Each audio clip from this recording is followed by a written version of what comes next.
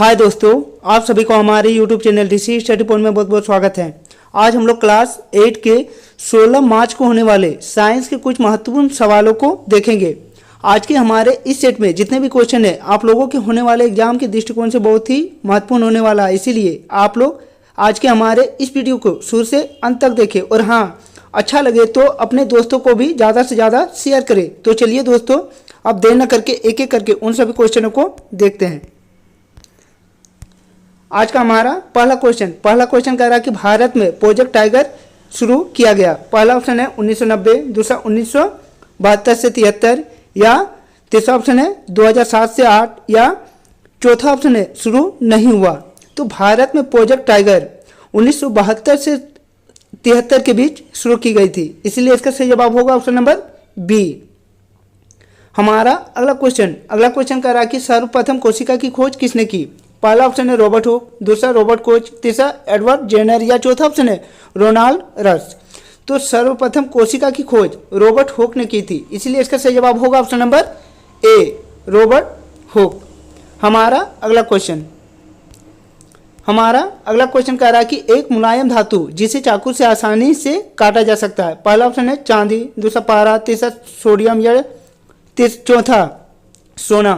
तो सोडियम ऐसी मुलायम धातु है जिसे चाकू से आसानी से काटा जा सकता है, इसीलिए इसका सही जवाब होगा ऑप्शन नंबर सी, सोडियम।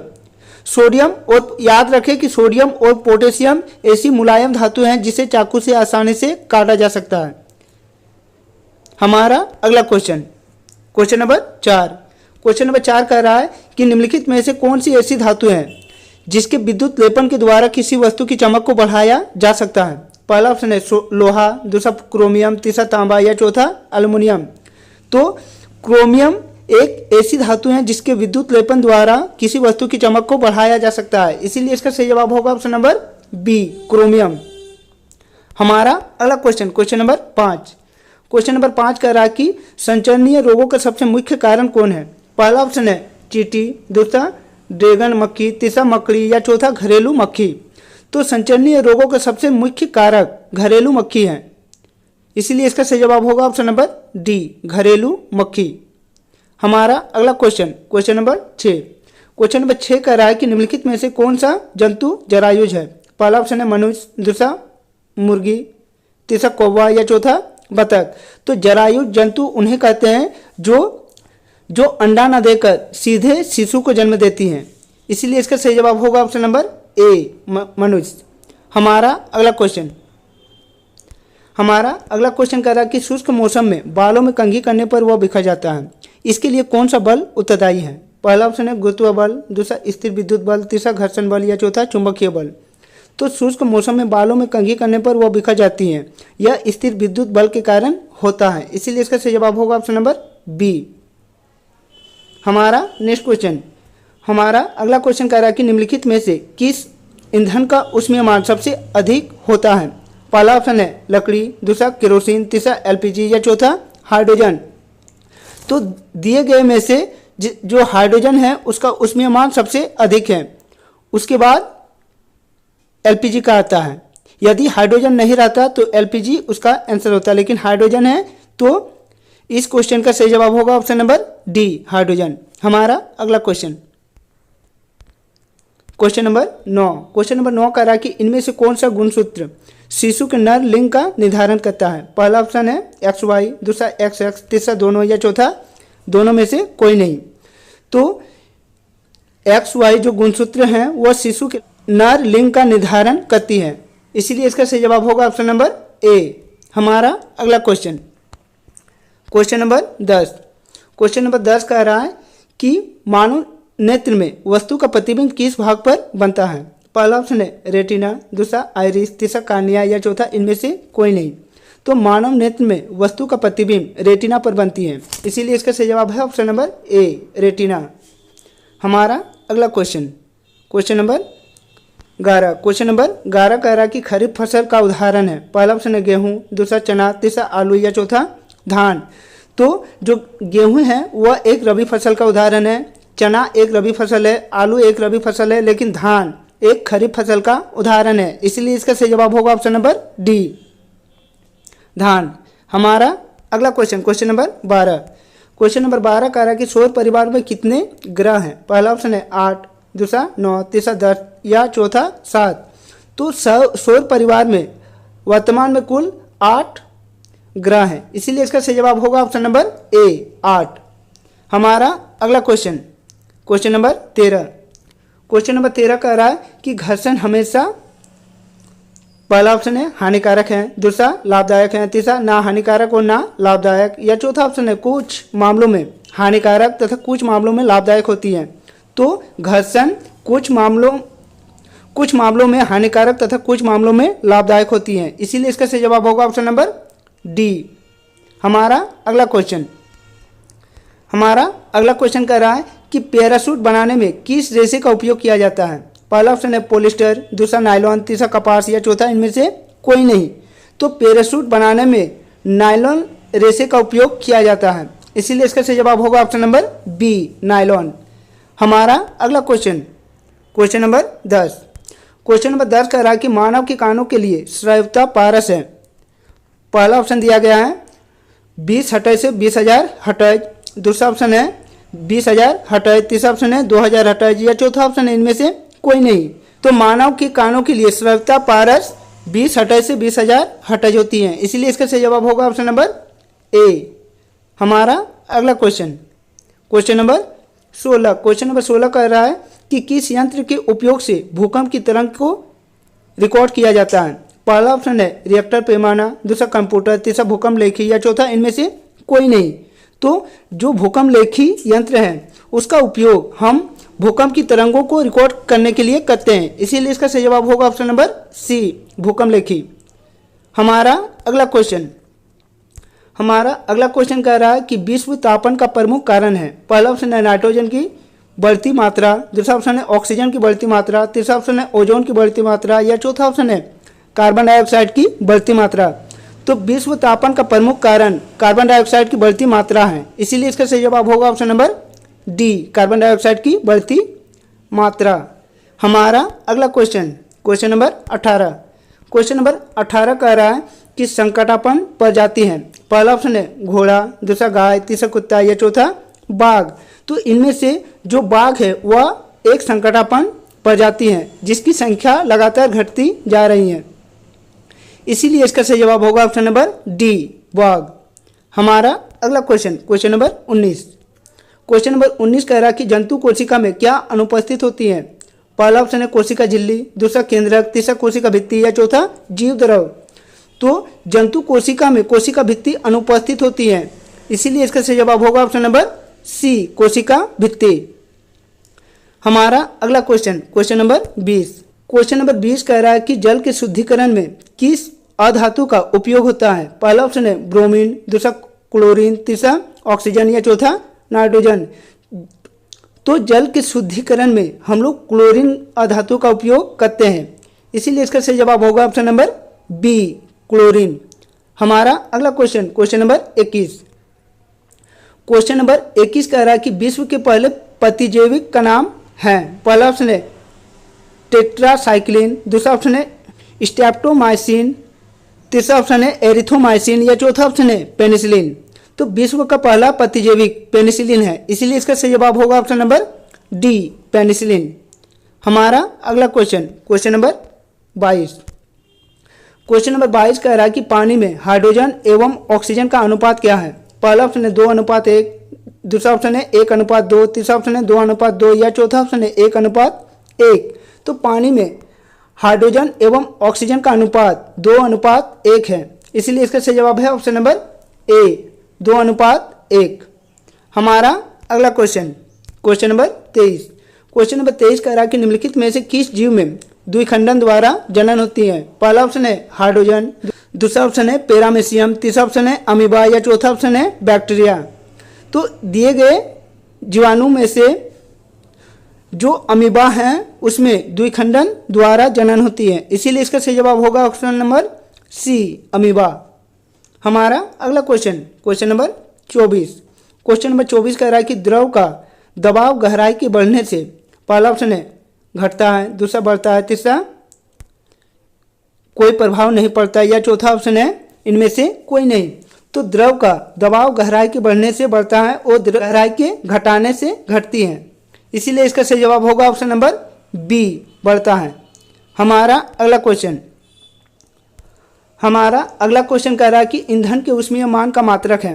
पहला ऑप्शन है किलोग्राम, दूसरा ऑप्शन है किलो जूल, तीसरा ऑप्शन है किलो जूल प्रति किलोग्राम, या चौथा ऑप्शन है किलो प्रति जूल। तो ईंधन के ऊष्मीय मान का मात्रक किलो जूल प्रति किलोग्राम होता है। इसीलिए इसका सही जवाब होगा ऑप्शन नंबर सी। हमारा अगला क्वेश्चन कह रहा है कि किशोर अवस्था की उम्र है।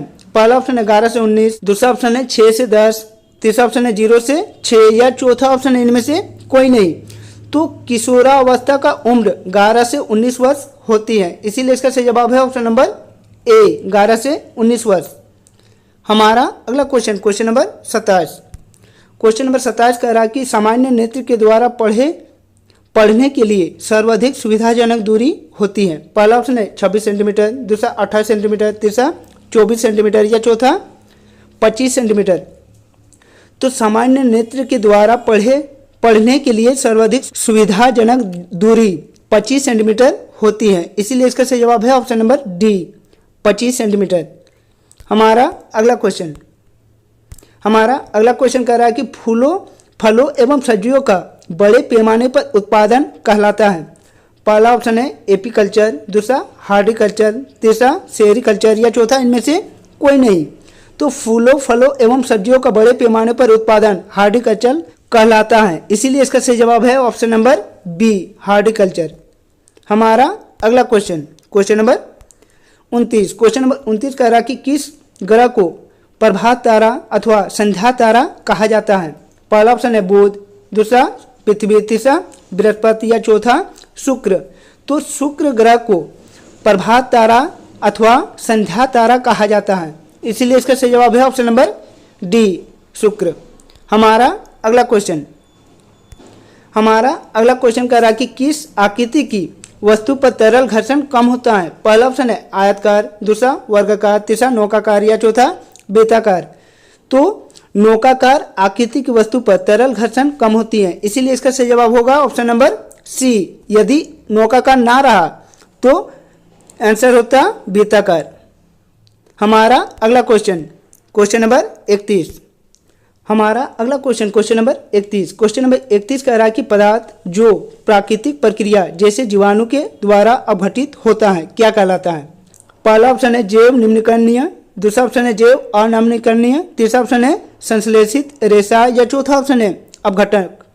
तो वह पदार्थ जो प्राकृतिक प्रक्रिया जैसे जीवाणु के द्वारा अपघटित होती है उन्हें हम लोग जैव निम्नीकरणीय पदार्थ कहते हैं। इसीलिए इसका सही जवाब है ऑप्शन नंबर ए। हमारा अगला क्वेश्चन नंबर 32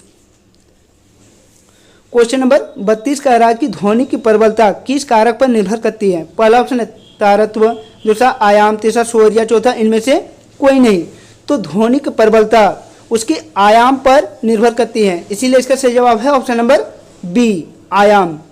हमारा अगला क्वेश्चन नंबर 33 कह रहा है कि विपरीत आवेशों के बीच क्या प्रतिक्रिया होती है। पहला ऑप्शन है आकर्षण, दूसरा प्रतिकर्षण, तीसरा आकर्षण एवं प्रतिकर्षण दोनों, या चौथा ऑप्शन इनमें से कोई नहीं। तो विपरीत आवेशों के बीच हमेशा आकर्षण होती है। इसीलिए इसका सही जवाब है ऑप्शन नंबर ए, आकर्षण। हमारा अगला क्वेश्चन कह रहा है कि हरित ग्रह प्रभाव और वैश्विक तापन के लिए मुख्य रूप से उत्तरदायी गैस है। पहला ऑप्शन है कार्बन डाइऑक्साइड, दूसरा ऑप्शन है मीथेन, तीसरा दोनों, या चौथा इनमें से कोई नहीं। तो हरित गृह प्रभाव और वैश्विक तापन के लिए मुख्यतः कार्बन डाइऑक्साइड और मीथेन गैस उत्तरदायी है। इसीलिए इसका सही जवाब है ऑप्शन नंबर बी, दोनों। हमारा अगला क्वेश्चन नंबर 35 कह रहा है कि वह पुस्तक जिसमें सभी संकटापन्न प्रजातियों का रिकॉर्ड रखा जाता है कहलाता है। पहला ऑप्शन है ब्लू डाटा बुक, दूसरा ऑप्शन है ग्रीन डाटा बुक, तीसरा ऑप्शन है येलो डाटा बुक, या चौथा ऑप्शन है रेड डाटा बुक। तो वह पुस्तक जिसमें सभी संकटापन्न प्रजातियों का रिकॉर्ड रखा जाता है उसे रेड डाटा बुक कहते हैं। इसीलिए इसका सही जवाब है option number D, red data book. हमारा अगला क्वेश्चन नंबर 36 कह रहा है कि निम्नलिखित में से कौन सा पदार्थ जीवाश्म ईंधन है। पहला ऑप्शन है सौर ऊर्जा, दूसरा परमाणु ऊर्जा, तीसरा जल ऊर्जा या चौथा कोयला। तो इनमें से जो कोयला है वह जीवाश्म ईंधन का एक उदाहरण है, इसीलिए इसका सही जवाब है ऑप्शन नंबर डी, कोयला। हमारा अगला क्वेश्चन,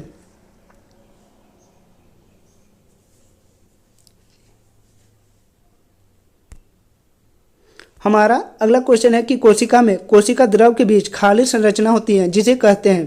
पहला ऑप्शन है कोशिका झिल्ली, दूसरा कोशिका भित्ति, तीसरा रिक्तिका या चौथा केंद्रक। तो कोशिका में कोशिका द्रव के बीच खाली संरचना को हम लोग रिक्तिका कहते हैं, इसीलिए इसका सही जवाब है ऑप्शन नंबर सी, रिक्तिका। हमारा अगला क्वेश्चन, क्वेश्चन नंबर 38 कह रहा है कि कौन सी अधातु कमरे के ताप पर भी वायु के साथ अभिक्रिया करती है। पहला ऑप्शन है श्वेत फास्फोरस, दूसरा लाल फास्फोरस, तीसरा सोडियम या चौथा पारा। तो श्वेत फास्फोरस जो अधातु है वह कमरे के ताप पर वायु के साथ अभिक्रिया कर सकती है, इसीलिए इसका सही जवाब है ऑप्शन नंबर ए, श्वेत फास्फोरस। हमारा अगला क्वेश्चन, क्वेश्चन नंबर 39 कह रहा है कि किण्वन की प्रक्रिया की खोज किसने की। पहला ऑप्शन है एडवर्ड जेनर, दूसरा अलेक्जेंडर फ्लेमिंग, तीसरा ऑप्शन है रॉबर्ट हुक या चौथा ऑप्शन है लुई पास्चर। तो किण्वन की प्रक्रिया की खोज लुई पास्चर ने की थी, इसीलिए इसका सही जवाब है option number D, Louis Pasteur. हमारा अगला क्वेश्चन कह रहा है कि जब चालक विलयन में विद्युत धारा प्रवाहित की जाती है तब विलयन के रंग में परिवर्तन होता है, यह संकेत करता है। पहला ऑप्शन है विद्युत धारा के रासायनिक प्रभाव का, दूसरा ऑप्शन है विद्युत धारा के ऊष्मीय प्रभाव का, तीसरा ऑप्शन है विद्युत धारा के चुंबकीय प्रभाव का या चौथा ऑप्शन है विद्युत धारा के त्वरित प्रभाव का। तो जब चालक विलयन में विद्युत धारा प्रवाहित की जाती है तब विलयन के रंग में परिवर्तन होता है, यह विद्युत धारा के रासायनिक प्रभाव की ओर संकेत करती है, इसीलिए इसका सही जवाब है ऑप्शन नंबर ए। हमारा अगला क्वेश्चन, क्वेश्चन नंबर 41 कह रहा है कि विश्व में सर्वप्रथम एक भेड़ का क्लोन विकसित किया गया था जिसका नाम था। पहला ऑप्शन है बारबी, दूसरा ऑप्शन है चार्ली, तीसरा ऑप्शन है डोली या चौथा ऑप्शन है सिम्बिया। तो विश्व में सर्वप्रथम भेड़ का क्लोन विकसित की गई थी, उसका नाम डोली रखा गया था, इसीलिए इसका सही जवाब है ऑप्शन नंबर सी, डोली। हमारा नेक्स्ट क्वेश्चन, अगला क्वेश्चन कह रहा है कि तरल है। पहला ऑप्शन ठोस एवं द्रव दोनों, दूसरा ऑप्शन है द्रव एवं गैस दोनों, तीसरा ऑप्शन है ठोस एवं गैस दोनों या चौथा ऑप्शन इनमें से कोई नहीं। तो तरल एक द्रव एवं गैस दोनों होती है, इसीलिए इसका सही जवाब है ऑप्शन नंबर बी, द्रव एवं गैस। द्रव एवं गैस को हम तरल कहते हैं। हमारा नेक्स्ट क्वेश्चन, हमारा अगला क्वेश्चन कह रहा है कि विद्युत उपकरणों में लगी आग बुझाने के लिए सबसे अच्छा अग्निशामक है। पहला ऑप्शन है पानी, दूसरा पेट्रोल, तीसरा कार्बन डाइऑक्साइड या चौथा तेल। तो विद्युत उपकरणों में लगी आग बुझाने के लिए सबसे अच्छा अग्निशामक कार्बन डाइऑक्साइड है, इसीलिए इसका सही जवाब है option number C, carbon dioxide. हमारा अगला क्वेश्चन कह रहा है कि लड़कों के गले के सामने उभरा हुआ भाग कहलाता है। पहला ऑप्शन है एडमस एपल या कंठमणि, दूसरा ऑप्शन है लेरिकस, तीसरा ऑप्शन है थायराइड या चौथा ऑप्शन इनमें से कोई नहीं। तो लड़कों के गले के सामने उभरा हुआ भाग को हम लोग एडमस एपल या कंठमणि कहते हैं, इसीलिए इसका सही जवाब है option number A, Adamas Apple या कंठमणि। हमारा नेक्स्ट क्वेश्चन कह रहा है कि श्वेत प्रकाश यानी सूर्य का प्रकाश में कितने रंग होती हैं। पहला ऑप्शन है 4, दूसरा 5, तीसरा 6 या चौथा 7। तो श्वेत प्रकाश में कुल 7 रंग होती हैं, इसीलिए इसका सही जवाब है ऑप्शन नंबर डी, 7। हमारा अगला क्वेश्चन नंबर 46 कह रहा है कि एक स्थान पर एक ही प्रकार के बड़ी पैमाने में लगाए गए पौधे को क्या कहते हैं। पहला ऑप्शन है अनाज, दूसरा फसल, तीसरा कृषि या चौथा खेती। तो एक स्थान पर एक ही प्रकार के बड़ी पैमाने में उगाए गए पौधे को हम लोग फसल कहते हैं, इसीलिए इसका सही जवाब है ऑप्शन नंबर बी, फसल। हमारा अगला क्वेश्चन कह रहा है कि खगोलीय पिंडों के बीच की दूरी को किस इकाई में मापा जाता है। पहला ऑप्शन है किलोमीटर, दूसरा मीटर, तीसरा प्रकाश वर्ष या चौथा सौर वर्ष। तो खगोलीय पिंडों के बीच की दूरी को हम लोग प्रकाश वर्ष से मापते हैं, इसीलिए इसका सही जवाब है ऑप्शन नंबर सी, प्रकाश वर्ष। हमारा अगला क्वेश्चन नंबर 48 कह रहा है कि घर्षण चिकने सतहों की अपेक्षा रुखड़े सतहों पर पहला ऑप्शन है अधिक होता है, दूसरा कम होता है, तीसरा बराबर होता है, या चौथा इनमें से कोई नहीं। तो घर्षण चिकने सतहों की अपेक्षा उखड़े सतहों पर अधिक होती है, इसीलिए इसका सही जवाब है ऑप्शन नंबर ए, अधिक होता है। हमारा अगला क्वेश्चन नंबर 49। क्वेश्चन नंबर 49 कह रहा है कि निम्नलिखित में से कौन प्राकृतिक बहुलक है। पहला ऑप्शन है पॉलिस्टर, दूसरा सेलुलोज, तीसरा ऑप्शन है एक्रेलिक, या चौथा ऑप्शन है नायलॉन। तो इनमें से जो सेलुलोज है वह प्राकृतिक बहुलक है, इसीलिए इसका सही जवाब है ऑप्शन नंबर बी, सेलुलोज। हमारा अगला क्वेश्चन और हमारे इस सेट का आखिरी क्वेश्चन, और आखिरी क्वेश्चनों को आप कमेंट बॉक्स में कमेंट करके आंसर बता सकते हैं।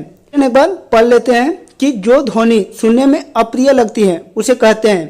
पहला ऑप्शन है सुरीली ध्वनि, दूसरा संगीत, तीसरा शोर, या चौथा सुखद। तो दोस्तों इस क्वेश्चन को आप लोग आंसर दें। तो दोस्तों यदि आप लोगों को आज का हमारा वीडियो अच्छा लगा हो तो अपने दोस्तों को भी ज़्यादा से ज़्यादा शेयर करें, और हाँ, हमारे इस चैनल में नए आए हैं तो हमारे इस चैनल को सब्सक्राइब कर ले और बेल आइकन को दबा ले, ताकि आपके होने वाले एग्जाम में अच्छा से प्रिपेयर करा सकूं। तो चलिए दोस्तों, और एक नए वीडियो के साथ फिर मिलते हैं, तब तक के लिए बाय।